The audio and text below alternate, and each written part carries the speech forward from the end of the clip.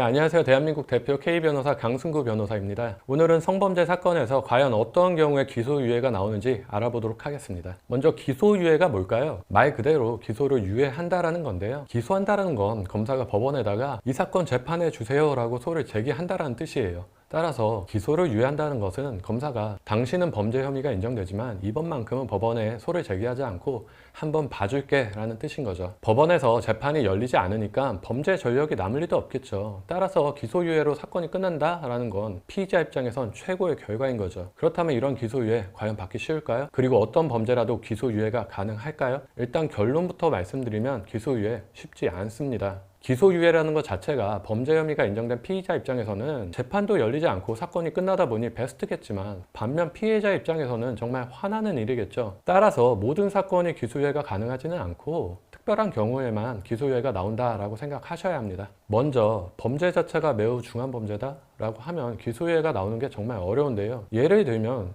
성범죄로 상담 오시는 분 중에 저 초범인데 기소유예 가능하겠죠? 미리 기대를 하고 오시는 분들도 많으세요. 그런데 초범이라고 해서 무조건 기소유예가 나오는 건 아니고요. 특히 미성년자 강간, 아청법 위반 같이 그 죄질이 아주 나쁜 성범죄라면 초범이라도 기소유예는 불가능하다라고 생각하셔야 합니다. 그럼 성범죄의 경우 기소유예를 받으려면 어떻게 해야 할까요? 제일 중요한 건 경찰 조사 초기 단계에서부터 정말 대응을 잘 하셔야 한다라는 겁니다. 많은 분들이 경찰 조사가 한참 진행되고 나서 거의 끝날 무렵에 오셔서 변호사와 상담을 하시는데요. 경찰 조사는 초기 단계에서부터 변호사의 도움이 꼭 필요합니다. 특히 성범죄의 경우에는 가해자로 지목되기는 했지만 사실상 억울한 측면이 있는 경우들도 상당히 많거든요. 그런데 수사기관이 내 말을 다 들어줄 거야, 내 억울함을 다 풀어줄 거야 라면서 아무 준비 없이 조사받으러 가시는 분들도 상당히 많은데 이렇게 하면 그나마 기소유예 받을 수 있는 작은 기회마저 그대로 날려버리는 겁니다. 일반적으로 경찰은 중립적인 위치라기보다는 고소인의 말을 기초로 해서 가해자를 조사해요. 실제로 성범죄 혐의로 경찰 조사를 받다 보면 고소 내용이 사실인지 따지기보다는 일단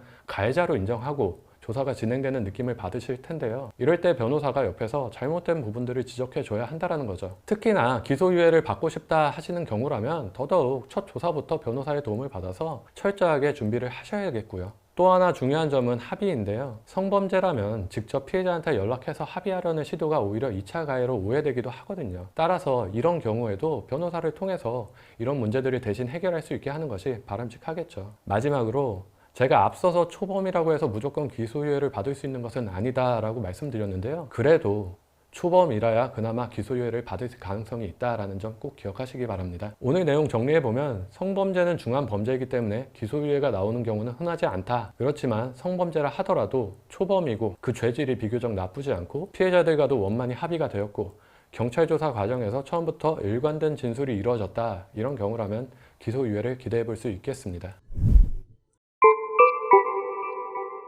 오늘도 K변호사 채널에서 함께 하신 내용이 여러분들께 도움이 되셨기를 바라고요. 이와 관련해서 궁금한 점은 아래 댓글란에 남겨주시거나 상담 전화 주시면 자세하게 답변 드리겠습니다. 영상이 도움되셨다면 구독과 좋아요 부탁드리고 다음 영상에서는 더욱 유익한 주제로 다시 찾아뵙겠습니다. 오늘 영상 끝까지 함께 해주셔서 감사합니다.